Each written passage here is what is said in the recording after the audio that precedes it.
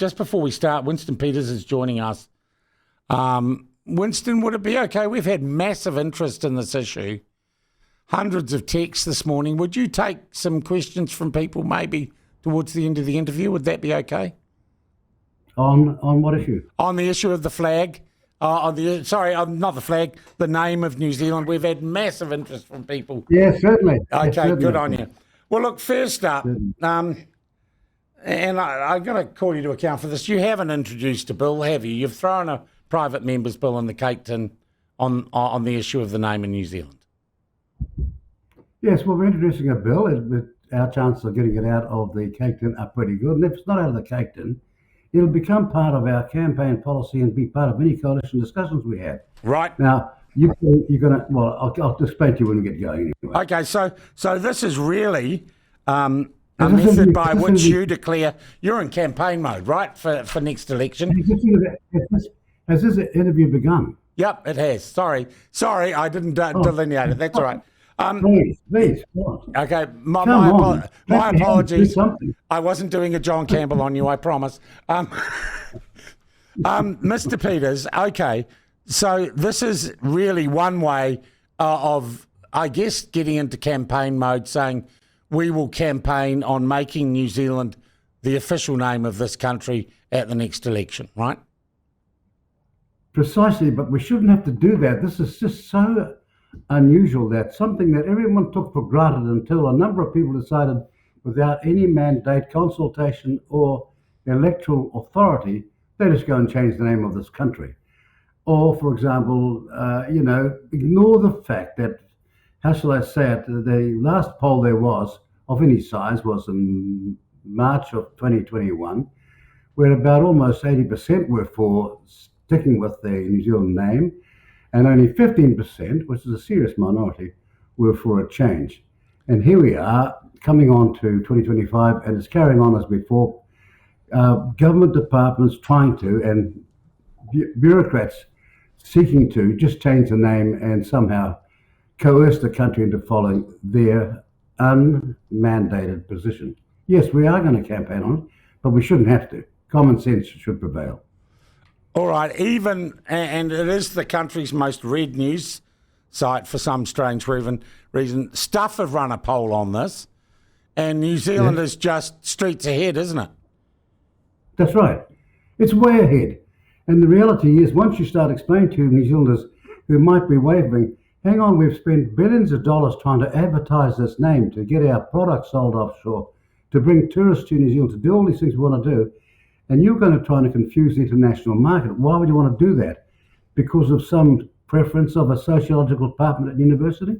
All right. The truth is, though, Mr. Peters, that the word Aotearoa and Aotearoa New Zealand is peppered, is endemic through government policy statements, Crown entity policy statements. It is everywhere in official documentation, official media releases. It is all over the show. Would this change mean that you get rid of it, that you expunge the word Aotearoa from, police guidelines and other things? We won't expunge the word Aotearoa from people's vocabulary if they want to use it, but we're not going to use it officially as the name of this country or its organisations.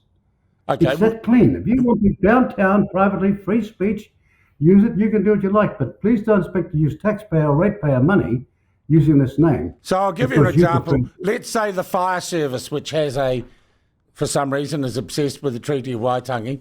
Would it not be allowed to use the word Aotearoa to refer to New Zealand in its internal documents, in its policy documents? No, they will not be allowed to. We're not going to be giving money to other organisations either who seek to take taxpayers' money. When you take taxpayers' money, it comes with an authority or a mandate in consultation with the taxpayer. If you want that, then you're going to have to comply with the rules. Okay. If you get the money privately, that's your business. All right, okay. So let's develop this. Television New Zealand's a Crown-owned entity and a media organisation. Would it be allowed to use the word Aotearoa? No, it will not be allowed to use it in an official way if they try to get away with that. We will stop them doing that. That's why we're bringing in this legislation, because what you've got here is what I call this group of little bunch of elitists in certain levels of our society who don't care what Joe blogs or Mary blogs or the average New Zealander or the mass majority of New Zealanders think. They're going to impose their will, whether you like it or not. Mr. Because Peters, they does say it it's mean, country. and I just want to develop this theme, does it mean that Radio New Zealand will not be allowed to use the word Aotearoa? Well, again, when they're trying to use it in an official capacity, the answer will be no. Is writing a news story with the word Aotearoa in it an official capacity?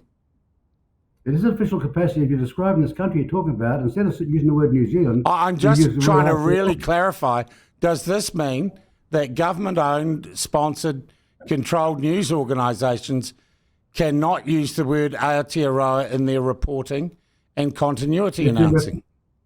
If they're referring to any official news or official information, then the name of this country will be as laid out in the law. That's how bad things have got that we've had to contemplate legislating the name we've all used all this time and people have died for. Okay, let's go to another issue very current at the moment. Would you have the word Aotearoa taken off the official document of a passport? There's no reason for it to be there, but if you're going to make it the second name, sit a bit below that, we'll contemplate that. Well, But no, let's just talk about the word Aotearoa. That's well, an we- official we- document, Mr. Peters. Yeah, Does I- that mean that I you would know. take Aotearoa off passports?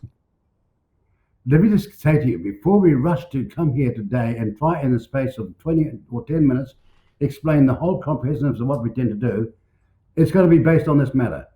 This country's name is going to be New Zealand, as it always has been. It'll be New Zealand in law. Then the answer to your question that you ask is there. There is no need for the other name there, or Aotearoa, because it's not the name of this country. And we have just expunged that, as all the polls are saying.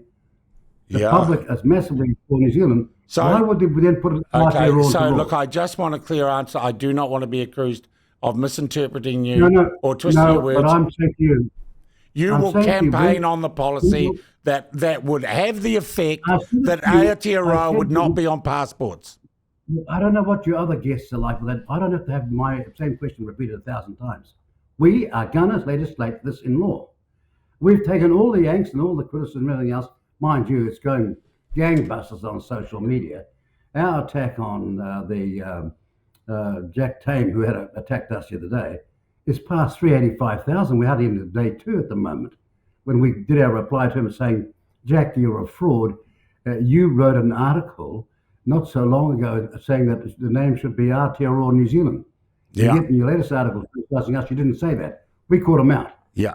It's See what I always mean? good to And remember we're what saying- you wrote a few years ago, isn't it? Mr. Yes, Peters, it is. before you put this in the cake tin, and I get that this is part of, in some ways, looking forward to the next election campaign, you can tell me you're going to legislate for it. Why don't you legislate for it now? Is that because the National Party won't do it? Or you haven't asked them to do it? Well, can I give you this response? Aren't you astonished that a country with a party called National would not have thought about this themselves? You know, I'm not going to go and say what they're going to do. I'm going to tell you what we're going to make sure they do. Have you asked them to do this as part of the coalition? No, have you got the point? I'm not going to tell you what they're going to do. I'm going to tell you what I'm going to make sure they're going to do. Okay. Have you talked to ACT about this, whether they'd agree with it? Because David Seymour says, we're pretty comfortable with the use of the word Aotearoa. Oh, well, we'll see about that when it comes election time. Wow. Because, Okay. we're the party that's grounded in this campaign, seriously grounded on the concerns and interests and ambitions and aspirations and hopes of New Zealanders. That's why we're going to do extraordinarily well in the next campaign, and we're on our way now. Your mate Moana Maniapoto would say you're race baiting, Winston. Well, you know what I was astonished about that was, here I am having an interview, and instead of being interviewed, I'm now hearing all the vile complaints about what somebody else believes, whether they're justified or not, as a complaint about what I've said. And what I thought was astonishing, as I said, what am I being interviewed for here when you're not listening, you're just telling me what you think. Okay. Warwick points out in the text, Aotearoa is on our banknotes. Are we going to have to change all our currency, Mr. Peters? No, look. Of course, legal tender is legal tender. What's happened now? If I was to say that to you, I would mean that those notes are worthless. Now, I'm not doing that. We're practical. We're a party that understands commerce and business. Okay. Someone says, what a great interview. Go team winning. This is the case. This is the case of sometimes you have to live with the sins of your fathers. The narrowness of people's mistakes. Mr. Peters, can I ask, would you mind if you stayed on the line, because the text is just going crazy, if I could ask people if they've got any questions for Mr. Peters about the implementation of this policy and what it would mean, if you want to ring in and put those directly to Mr. Peters, or you want to express your opinion to him about this move, positive or negative, though I'd like you to keep it seemly, could you please ring in on 0800 332 2283?